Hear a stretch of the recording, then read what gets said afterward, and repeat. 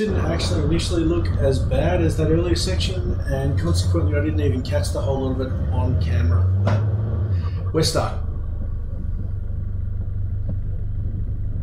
That was reverse, going nowhere.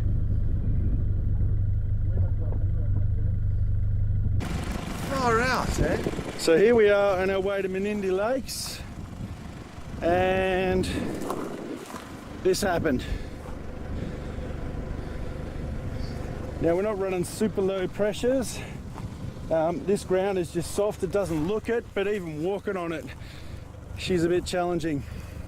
But we're so close to solid ground. Something in for an echo.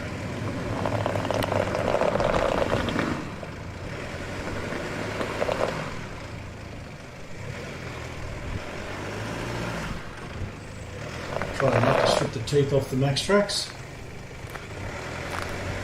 And there it goes. Just a little bit of grip, and we're up and we're out. And I just kept behind. You can see the mud spraying up there. As we were fishtailing down that track, it was actually much softer than it looked and it felt once you got the weight of the car on it. So I kept going all the way to that solid ground there. Same thing. And again, plenty of evidence here that guys have been having a good play at different times. All these look like they had a pretty good firm base. This one certainly did. Again, just nice and steady on the throttle. Plenty of clearance in this vehicle, and that was a nice easy drive through.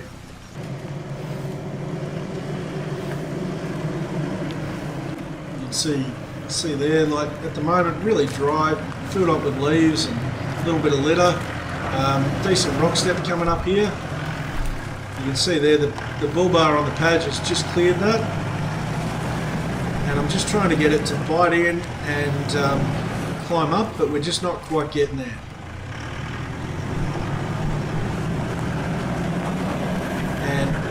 There she goes, keep it Just as I was thinking I wasn't going to get there, it bit in and we're able to get up.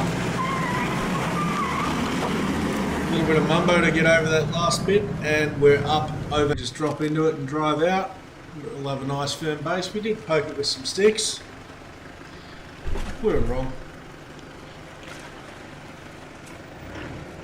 We were very wrong.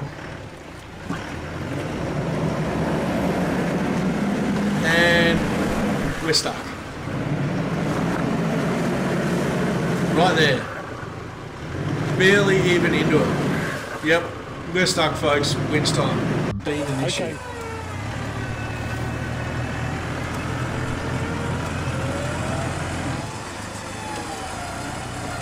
So here we go. Further into the bog hole. And as you can see, that front wheel is just getting deeper and deeper. It was below halfway into the mud, and now the rim's nearly fully buried. Huge wall of mud on the front here. Worn Xeon Platinum winch, and as you can see, it's pulled the car and a big chunk of mud as well. So we decided to reset the winch cable to a different location. And see if that would help us. As you can see, we still haven't made that much progress because it's moving super slow with all this mud.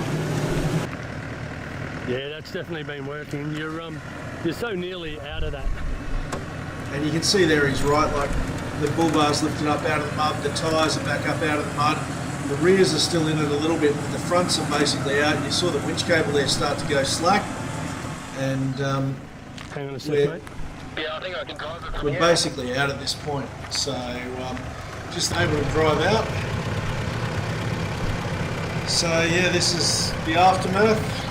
Unfortunately, I didn't go too far up the car. The tyres are pretty well caked in it. The wheels are pretty well caked in it. The rest of the car is actually not too badly covered. Could have been a different thing, I think. This felt super steep, both sides. Going down this side and then going up that other side, just felt really steep. It was also a little bit loose, And this was our first real indication that, okay, there might be some reasonably difficult terrain to traverse. Already you can hear that wind through the microphone on the camera.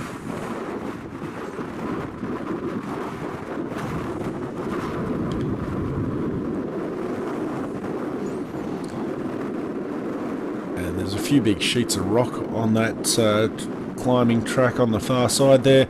A lot of it's just gravel, and you can see the work the tyres are doing there to pull the vehicle up that hill, leaving behind a bit of a track behind the vehicle.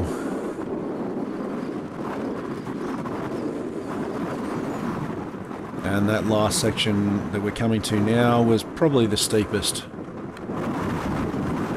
and had a little bit of a rock step there as well, and it was a bit of a case of trying to find the best line where you could get some traction.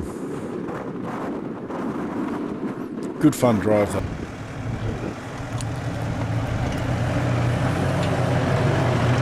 And came up around that corner,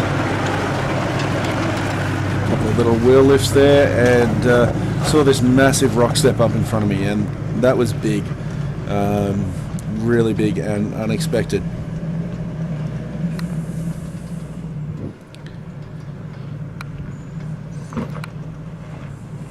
So had the first go just trying to sort of crawl up over it, no traction to be had.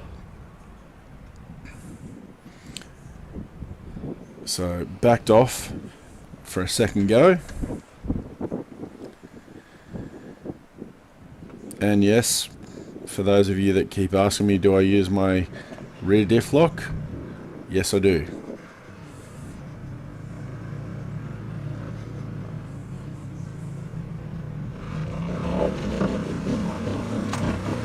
And that was the difference. Straight up and over it. As you can see, this one's got a fair bit of loose rock on it, and the further up you get, the larger and looser those rocks seem to become.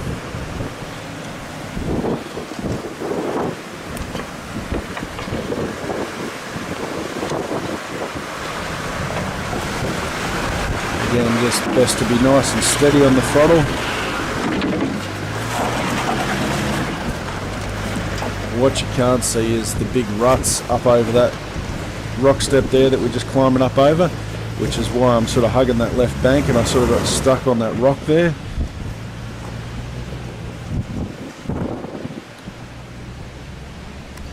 That was a gnarly little section to drive. And you can see there in this long shot, the big sheet rock, a little bit off camber.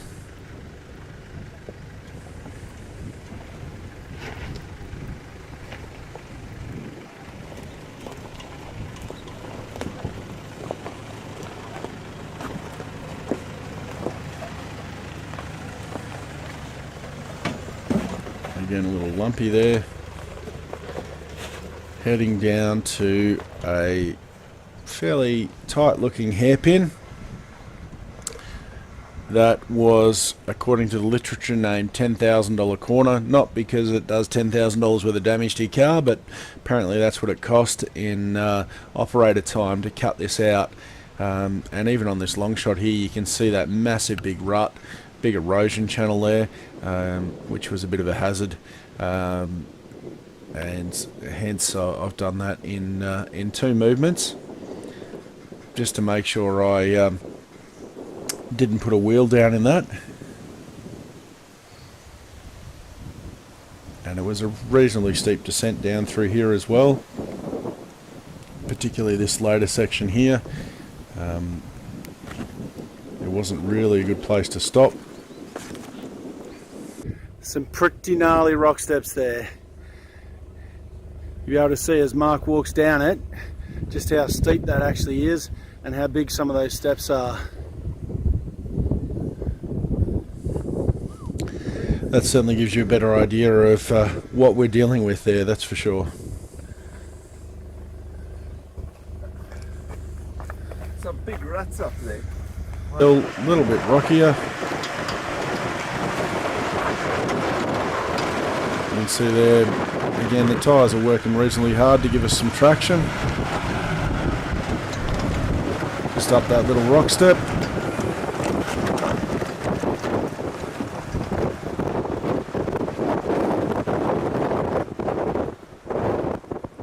So you can see climbing up this other side here, decent size rut in the middle there. I've just chosen to span that. Made it a lot less eventful than it might have been. And then just starting to climb up that rocky section.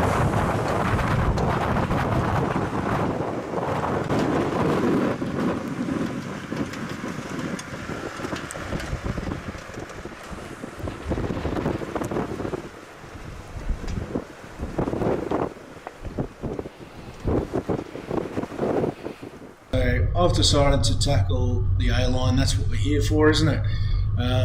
So the inset video is from my onboard GoPro, and we've got this external footage as well from Matt's drone, which is pretty cool.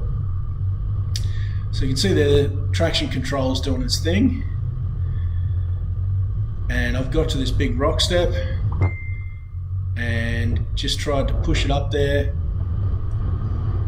and we've got up, but we've got all four wheels spinning. We just don't have traction to get up.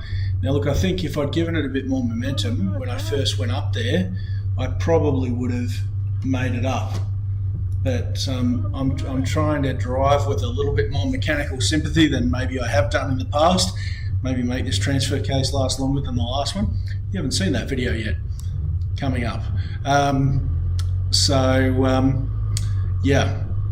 anyway, I repositioned, tried an alternate line.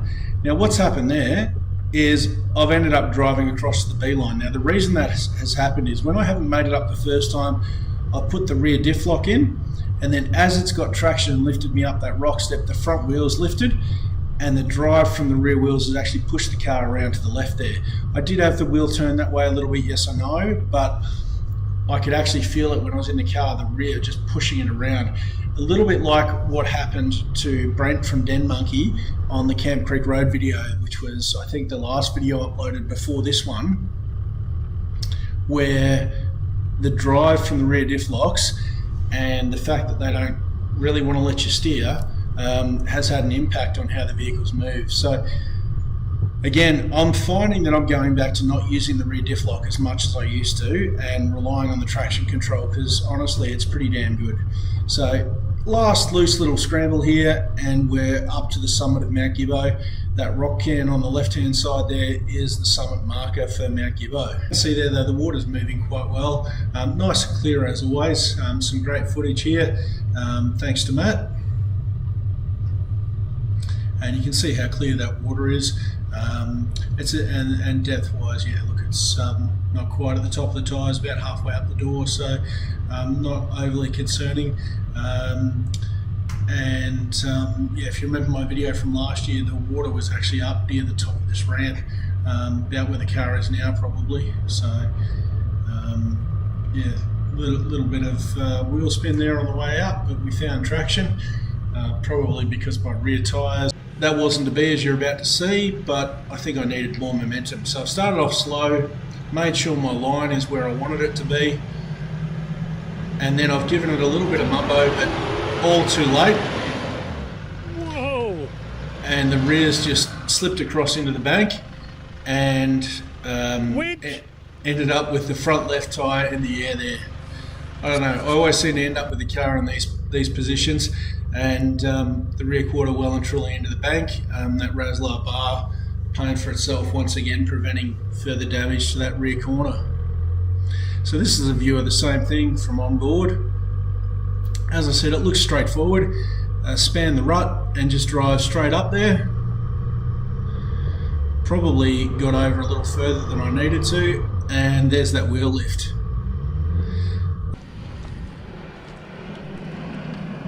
So trying to keep left.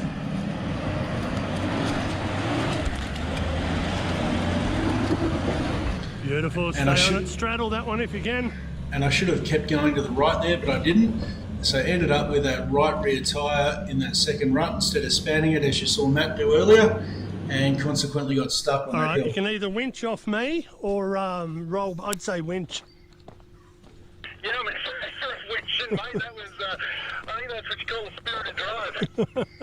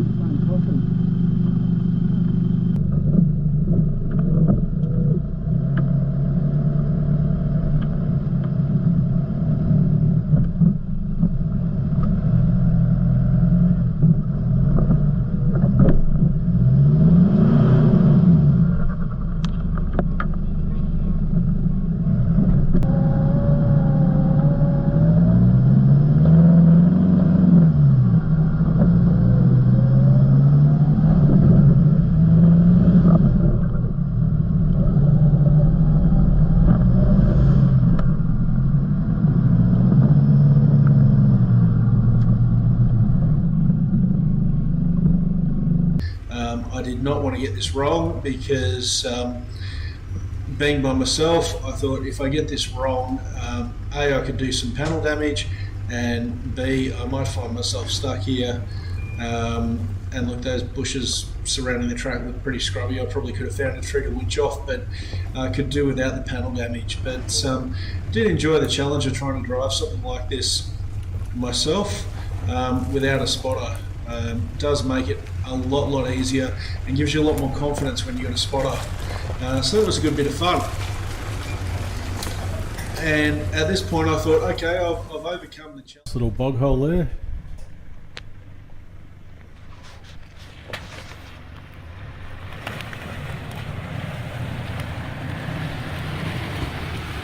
Deep enough on that left side.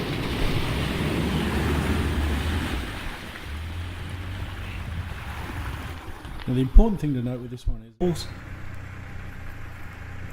and this is the other track that I didn't take last time.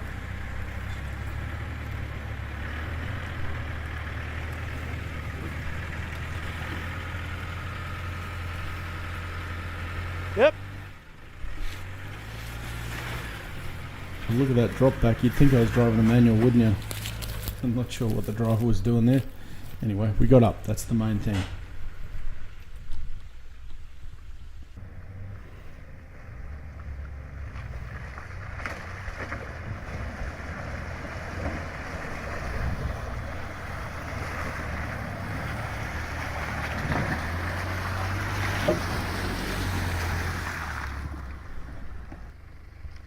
Gives you a little more appreciation of it.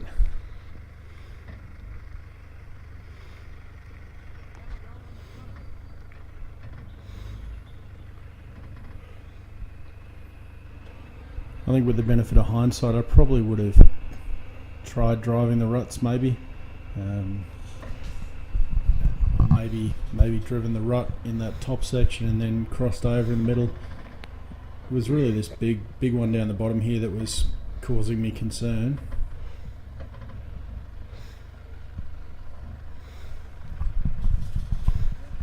No, straight.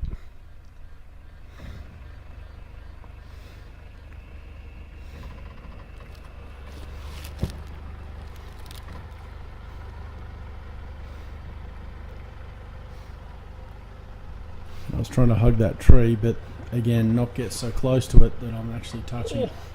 And there goes the back. And then there's the front. You're in it.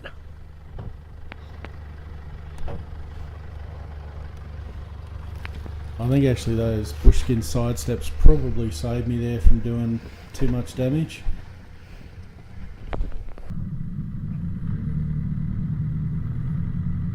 And the further up this track I'm getting, the less I'm actually starting to think it's a good idea. But there's clearly nowhere to turn around. Decent sized rock there on the right.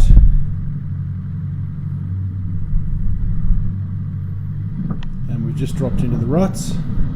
Managed to climb that section. So we've got this loose rock section here up to a massive section of sheet rock.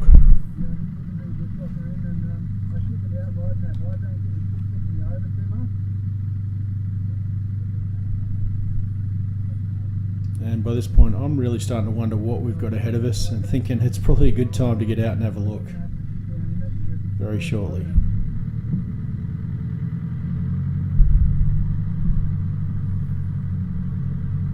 So again, up over this first shelf and then the main big rock climb in front of us there.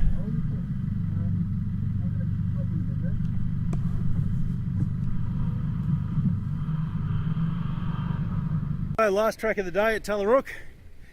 Here we are on hopefully the last hill. Troopy's currently a little bit hung up there. I've got the pads to this point and this is what's in front of us. So that left hand line there for our vehicles is a definite no-go. We're going to try and take this right hand line up here, span over the top of some of these rocks in the middle of the track and possibly do a bit of winching and then get around and up to the top there to that moon rock. So it's going to be interesting. We're going to take our time and do it slow and try and avoid panel damage. This here is the first challenge, this massive big rock step. So I'm going to try and drive that slow and steady, and if no joy then we'll winch it. Before the rock, head that way. Keep coming, keep coming. Keep coming. Yeah, keep coming. Yeah, go at that straight and give it a bit of berries, mate.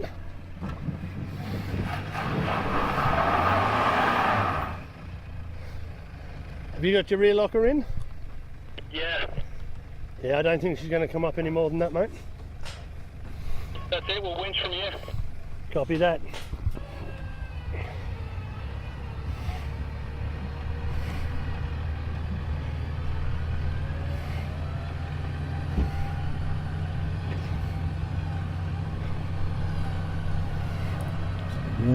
See on winch there doing its thing. Must say I've been pretty happy with that.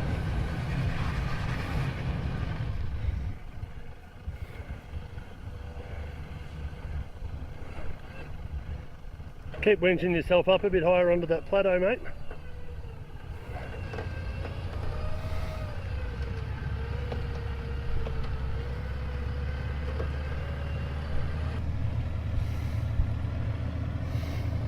So once we're up there, it was time to drive this last section.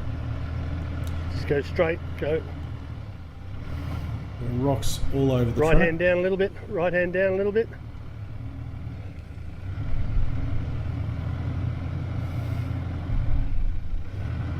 Yeah, that's where you wanted to be, so bring it up at that.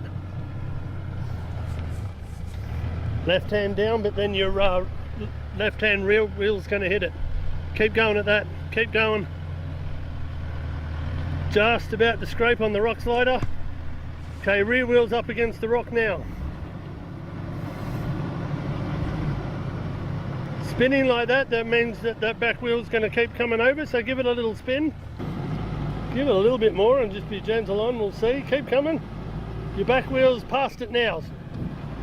Oh, hang on, hang on, hang on. You're held up at the back, give me a sec.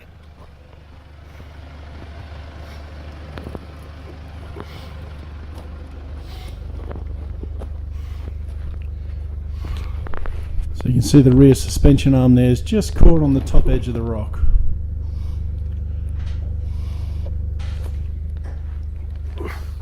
Okay, what we need to do is move the car over to me a little bit by reversing back a little bit. We just want to come over about 200 mil.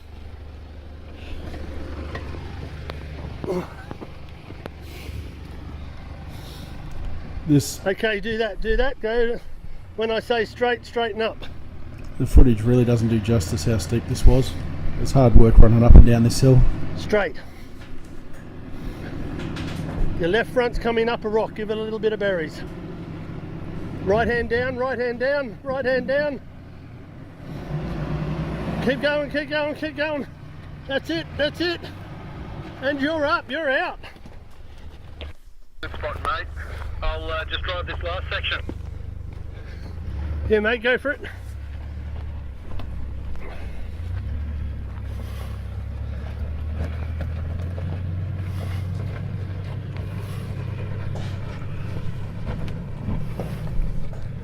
So the plan was for me to park up the top there and then go back and help Matt winch up if he needed to and get his. I didn't have much of a strategy other than just point the vehicle at it and try and climb up it. The tricky part is you got these two rock steps here that you got to climb. That's the front edge of the bull bar making contact with the rock. I think I did have the rear diff lock in. I actually can't remember. And that's just climbing up, a little bit of a wheel lift there as you just saw, and then you've got this great big earth hill in front of you to climb up and out and over. I think they've placed this here to limit erosion, but it certainly makes getting out quite a bit more challenging. So yeah, I've pulled a long way past everybody else. So this is me again, filmed by one of the guys on the side there. Gives you a little bit better view of just how wet and slippery that rock was, and just how big the steps were.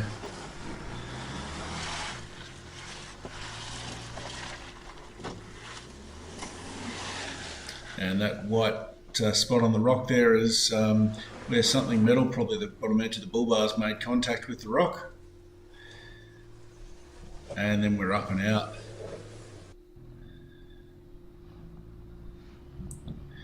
Now, I think for those of us that came early, we made that probably look a lot easier than it looks for some of the guys that come later. Next challenge is this exit hill, which is steep, soft and slippery.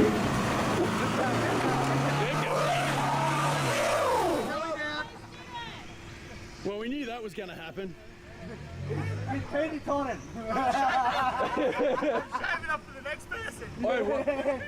Wait, I'm not just check the springs. Check the springs and bump stops, eh? Leaves you wondering whether you're going to make it home.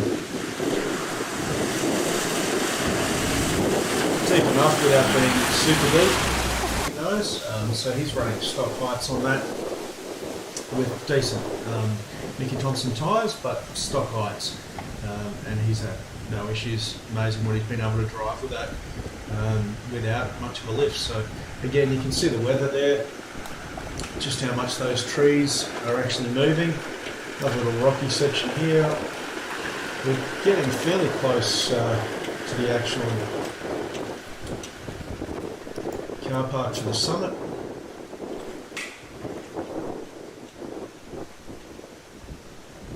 And that was one of the things as well. A lot of these lookouts or summits, it's very taking us from the speculation track up towards Lake Cobbler.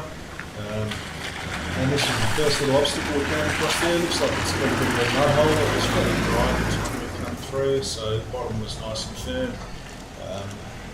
You know, just choose your line for your approach and departure, in and out, but not too much an issue there at all with that particular obstacle. And that's just taking it in his stride there in his Prado. That top corner was pretty well chewed up. And then coming down here, it was a little bit of a case of trying to choose your line. That hole was a little deeper than it looked.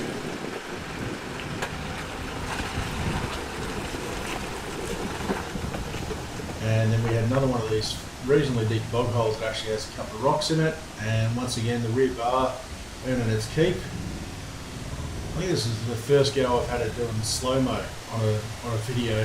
So yeah, it is what it is. And there it is on the left, and there it is on the right. So not sure how that'll come out when I actually upload this to YouTube and it's like from this side. So the camera never does it justice, but these are reasonably steep hills here. The surface is a bit loose with all the rocks on it. Definitely something you want to keep your wits about you. And yeah, that camera is not doing that any justice at all. You'll have to take my word for it, or if you've driven the Lake Cobbler track, then you know what I'm talking about. So our intention here to climb, this was far from the only one like this, but it was one that we did get the opportunity to film. Energetic cameraman headed up the hill for us.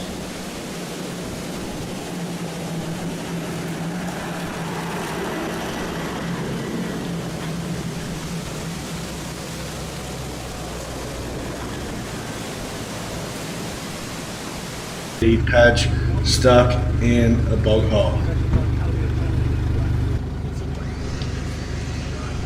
Managed to get in there. Now it's a case of getting out. So fortunately, plenty of the other vehicles had winches, and it wasn't too hard for the nav to pull up behind, run the winch out, and hook onto that rear recovery point, and pull me out. Really, in order to try and get some traction.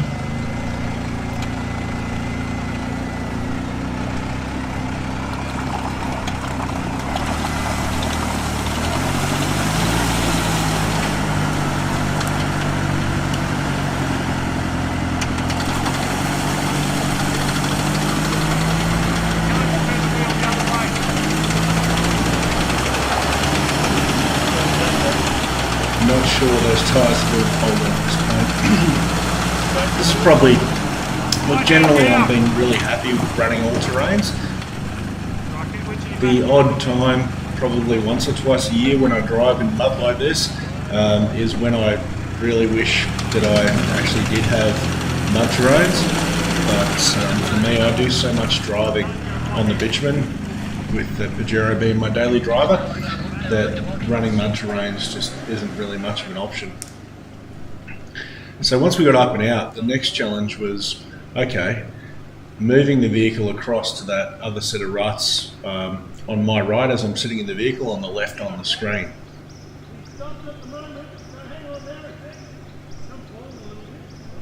And yeah, plenty of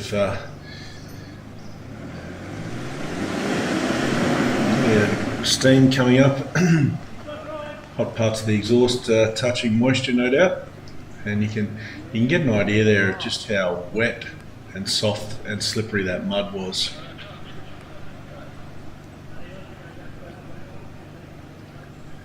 It's a very different track in some of this track. I mean, obviously the ruts are still there, but this section's usually still wet, but it's not this wet.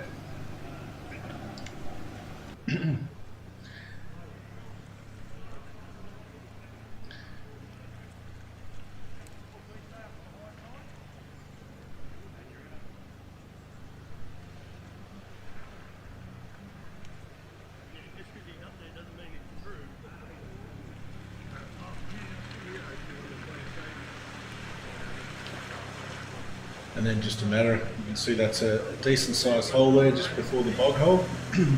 And it was that hump into the bog hole that I got caught up on. You can see that in the last video.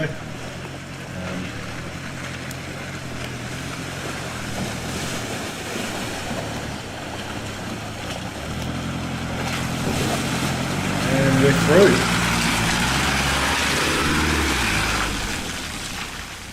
Hole that's been dug out at the base of that rock step.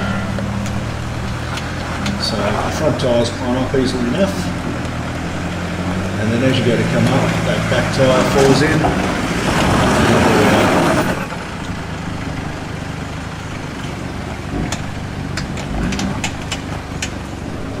So I've driven this in the past both ways, coming straight up it on the right hand side, which is the left on the screen, and also coming across on an angle like this, which tends to follow the line of the rock. There's two sort of reefs of rock running diagonally across the track, and in the past I've driven that both ways.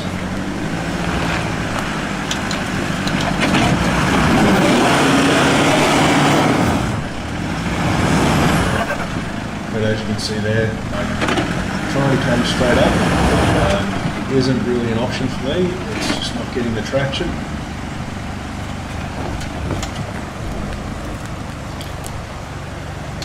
Yeah, I think based on what I've already seen later in this video from some of the lines the other guys took, I think I just wasn't actually far enough over there. Sometimes that's the joy of being the first one. Everybody gets to watch you have a crack. So, try to come right across on the other side there, no dice.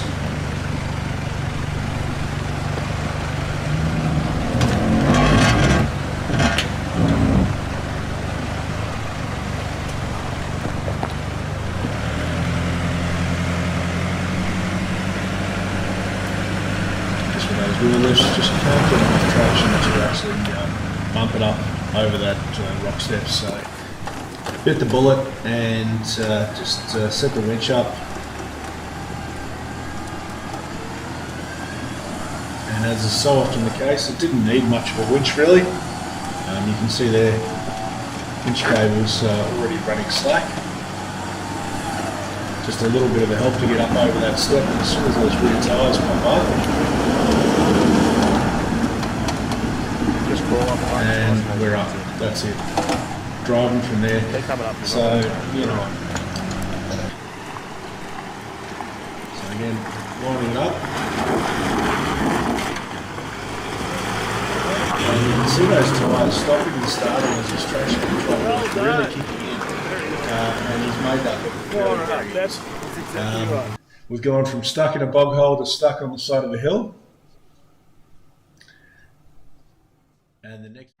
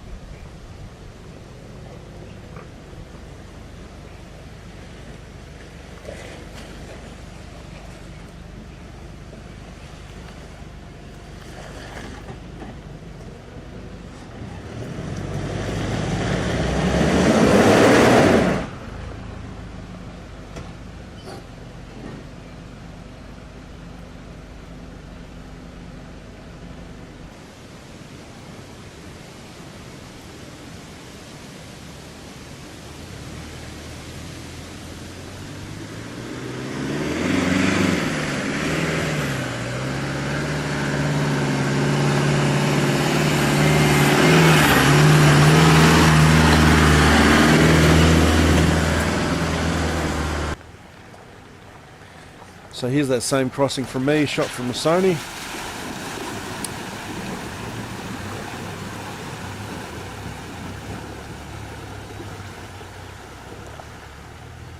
And what may or may not show up on camera there is there's a decent sized loose rock on the track. The front tyre just went over it, and then I've bounced to the side and gone over another rock and spat that out. So, but we got there.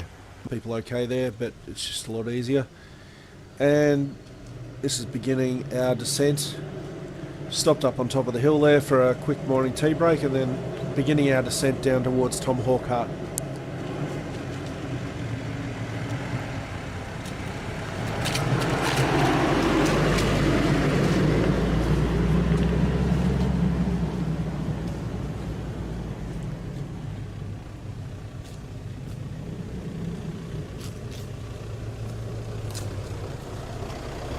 Down to the valley floor. One of those little crossings that I mentioned. So crossing back into the Alpine National Park, and along the King Basin Road here, or King Basin Track, you do cross in and out of the National Park a few times.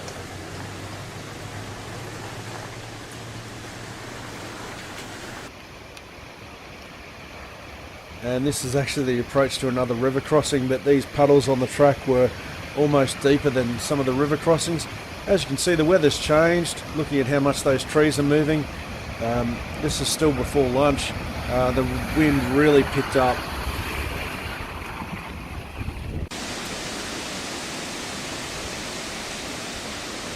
And after that series of puddles, we sort of had this river crossing coming up, and quite a rocky little approach to it.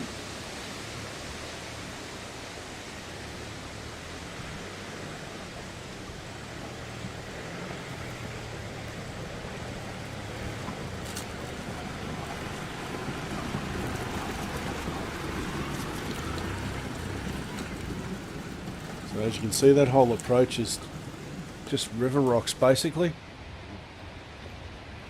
I did get the feeling that this river comes up and flows through there sometimes, but once again today it was not particularly deep like any of the other crossings that we've done.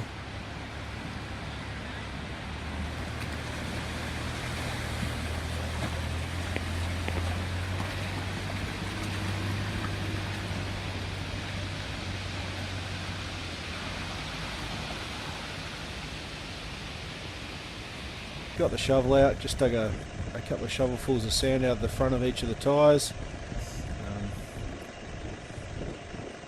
It didn't look like it needed too much, and again we've got full max tracks. You can see the other two sitting on the roof there, but I sort of thought I'd probably get away with just putting one in front of each of the rear tyres, because the front tyres weren't too far down in the sand at all, particularly after I dug a bit of sand out.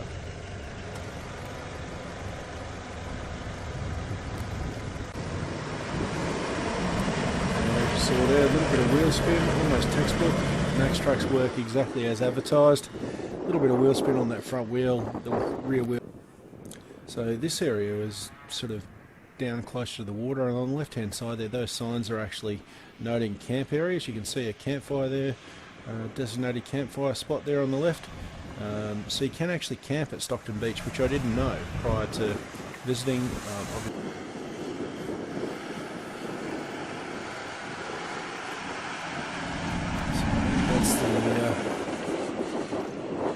That's the same run again, just shot from outside, and as you can see there, made it look so much easier to go and check it out. Very scenic. Always seems to be a lot of people there. The people we ran into were really helpful. So yeah, well worth checking it out.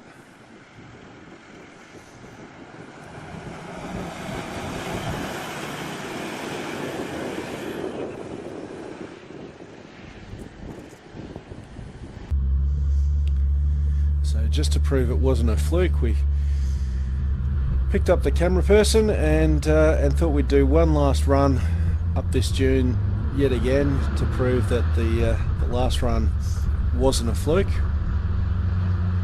And once again, Just drove straight up.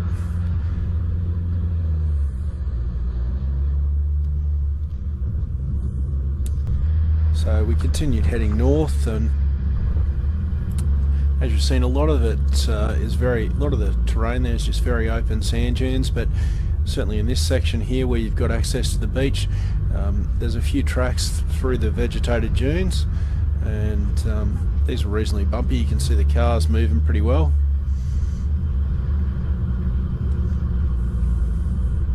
And you can see the quad bikers get in here as well, so again, you've got to keep your eye open for those guys all the time, and just be conscious that there are people other than four-wheel drives using this area.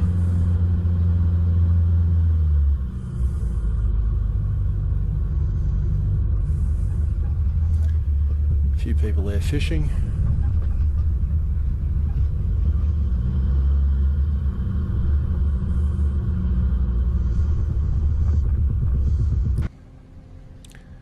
This one's a little bit more than a puddle.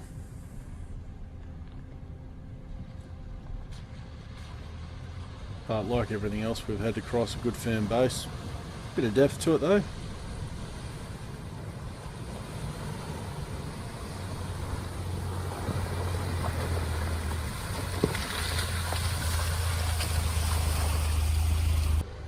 A little bit downstream coming up into it. There it is. It's deep.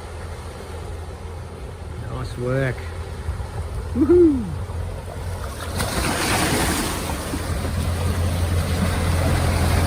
Beautiful. Real easy, and I wouldn't choose to do it myself, I don't think. Maybe if you got a 200 series with a V8 and plenty of power.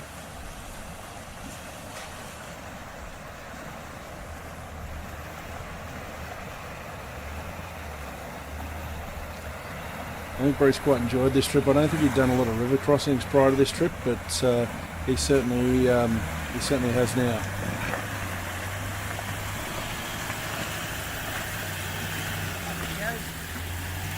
We had done some on... You can see the watermark on the car up over the front of the bonnet, and a good 2/3 of the way up the door, down the side.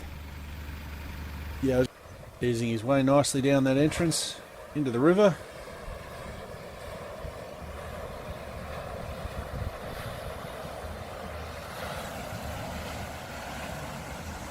And I'm going to say he's had the benefit of watching me do this exit, and he just hugs that left bank and he's straight up and out of there. That's the way. I did think so. Yeah, as you just probably heard on the radio, if that came through on the final edit, it's another crossing where you actually head down the river and then exit, and this one's a bit slippery as well.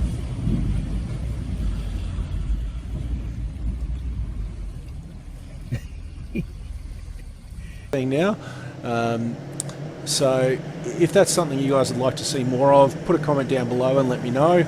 Obviously it takes a lot more time and a lot more effort. Like, I've done this trip before, and filming this probably added about 3 hours to the time taken to actually do the trip.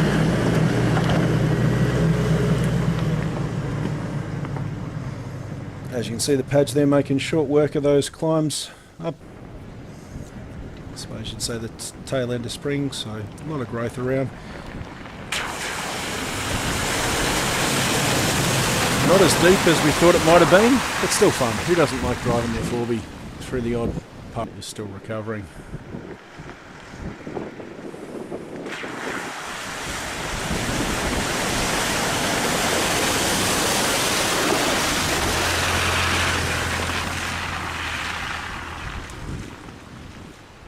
But that is the access up to the Mount Sassafras trig point. So I'm not sure it gets heaps of traffic, given that the grass is all still growing there. And exactly like it says on the screen, we're at 1,587 metres. So a nice little climb and a great place to stop and have a break.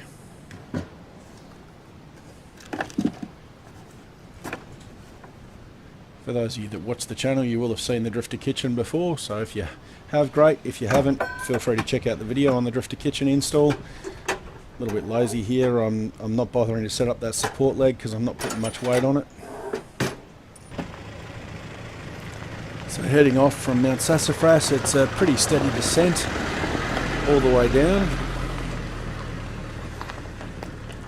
where you seem to work your way up and down on the way there from the Benambra Omeo Road. It's a very different sort of feeling. It's a Benambra Corryong Road, I should say. It's a very different feeling as you're coming down off the range. It just seems to be descent after descent after descent. There's not too much up in this first section, and some of these descents are reasonable.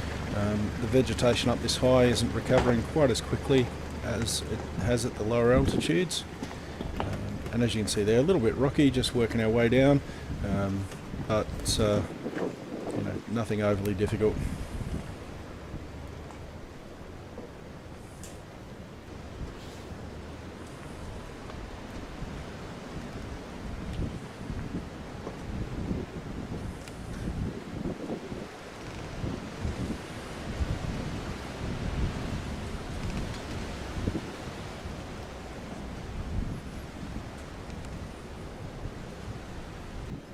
So as I was just saying, it's a fairly steady descent down, certainly in this initial section, working your way off the Wild Boar Range down into the valley.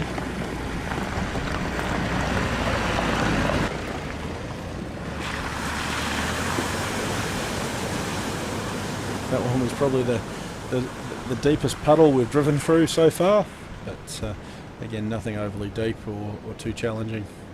And as I said, this was after a week of rain, so I doubt you'd, unless you also headed up here after a week of rain, I doubt you'd see quite so much water sitting around.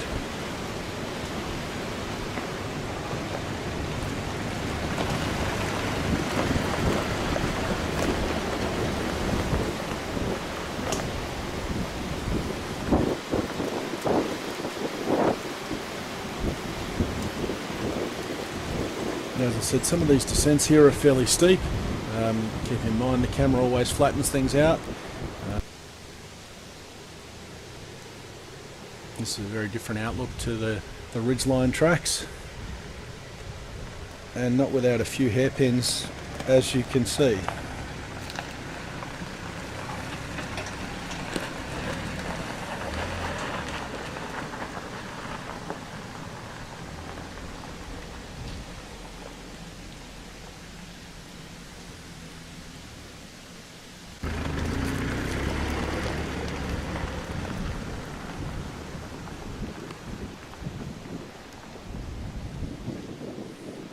Being down in the valley here, it was a little more comfortable to drive, not as much direct sun, and as I said, really scenic, and yeah, just still amazes me the constant reminders of the big bushfires from, you know, now 2 years ago.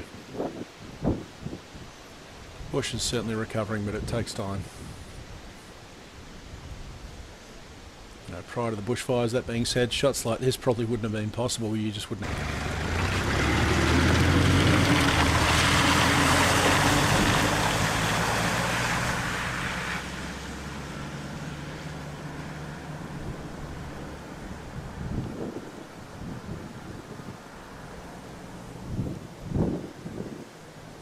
And having come through the valley, just starting to climb back up the other side now.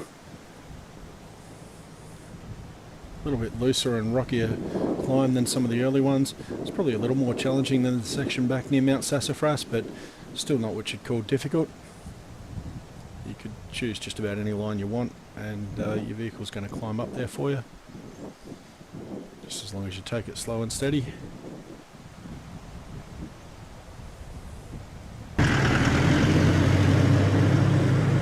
And there's a bit of logging activity over towards Mount Gibbo, so some of the tracks over that way are logging tracks.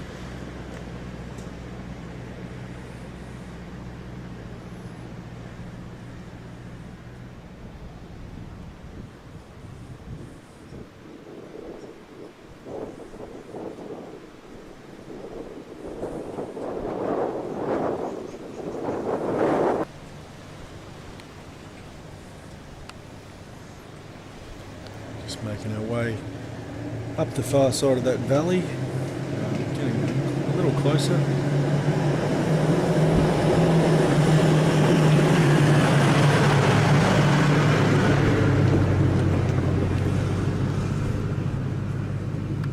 Slash Mount Gibbo track. So there's an intersection when we get down there that you'll see that has a number of roads, tracks coming in and out of it. And as we get closer to Mount Gibbo, the tracks get rockier and rockier.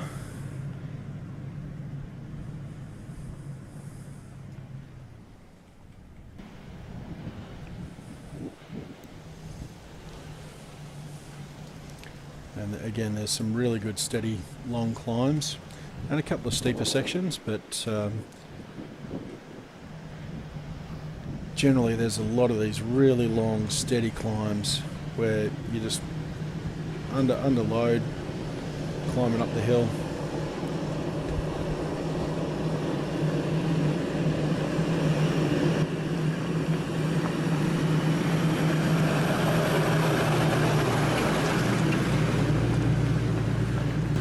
As you can see, this one just keeps going and going.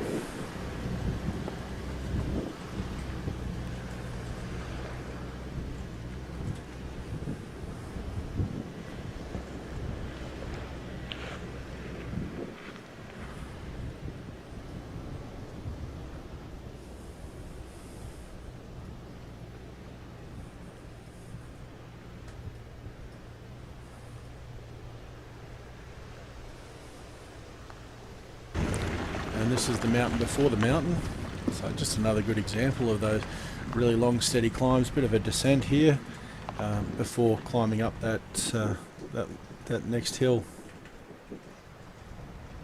and this is just one of several along this section of track.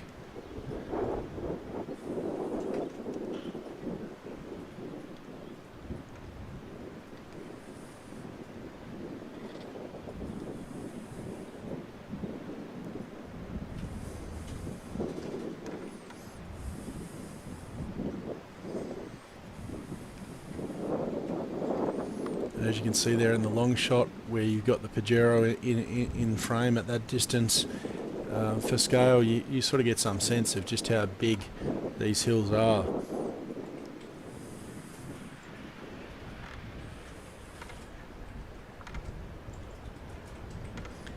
And again you get some sense of how steep the track is, but you can see the angle of the roof rack there, and more of the roof rack that's tilted back towards the camera, basically the steeper it's getting. And as you can see there, long way to go still up that hill. Great having these long shots from the Sony camcorder that we use. Does a really good job, great optical zoom. And in case you're wondering, yes, I did go back and pick the camera person up, didn't leave them there to walk, it's a long way.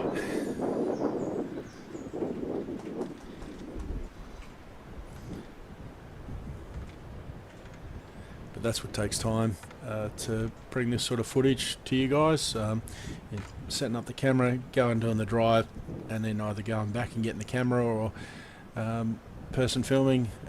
So it does add to it. It's so worth it.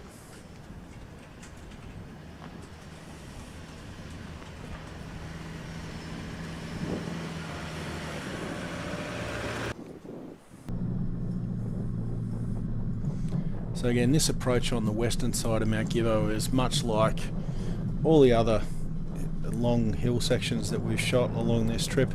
It's long, steady. It's a little bit rockier. You can see there's some decent sized rocks scattered on the track that you want to watch out for and make sure you got the clearance to drive over or avoid. But yeah, generally traction was pretty good. You can see the odd section like this is a bit broken up with some small rock steps.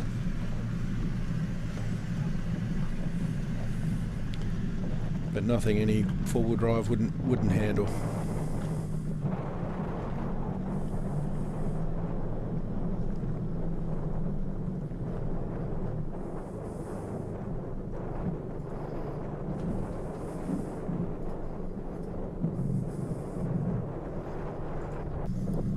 Out of the whole drive from back at the Benambra Corryong Road, Mount Sassafras, all the way up to Mount Gibbo here. This last section is the most difficult section, and when I say most difficult, it's still not very difficult. Good bit of fun, but nothing that you're going to be too worried about, you know, breaking parts of your vehicle on or something.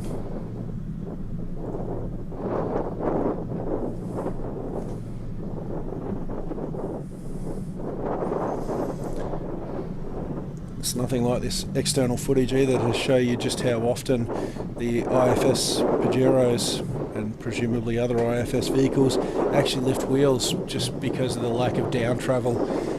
Probably don't always appreciate just how much the traction control system is helping you out and keeping you going forwards, and how often you're doing that on just 3 wheels. So I didn't have the rear diff lock in for any of this. It certainly wasn't needed.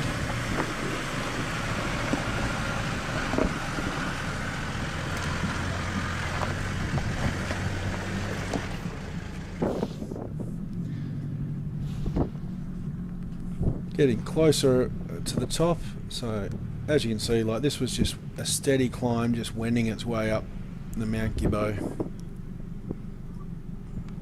hill to the top of the mountain. Basically, it doesn't go backwards and forwards; it just sort of curves around. And none of these sections are super steep, just nice and steady.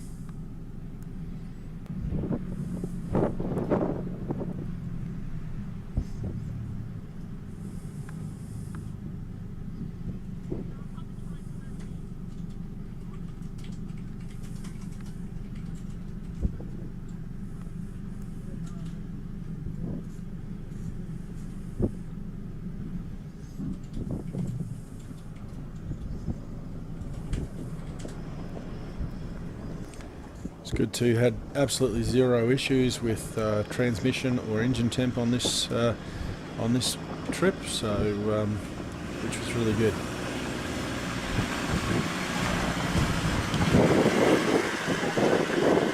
It's probably been about 6-8 months since I took it to Natrad and got the radiator clean done, which made a huge difference. And the final approach here up to the summit. Look like I'm in a hurry, don't I? So that can there, there's not actually a trig point on Mount Gibbo, but that can there marks the summit, and there is a wooden sign that isn't really very well affixed anymore. It's damaged in the bushfires, but as you can see on the screen there, 1,757 metres is the Mount Gibbo summit. And again, some of the best views to be had anywhere in the high country at this location. You can just see right across the roof of the high country. Again, we had a fantastic day for this, which we're very grateful for and thoroughly enjoyed it. And as I said earlier, amazingly did not see us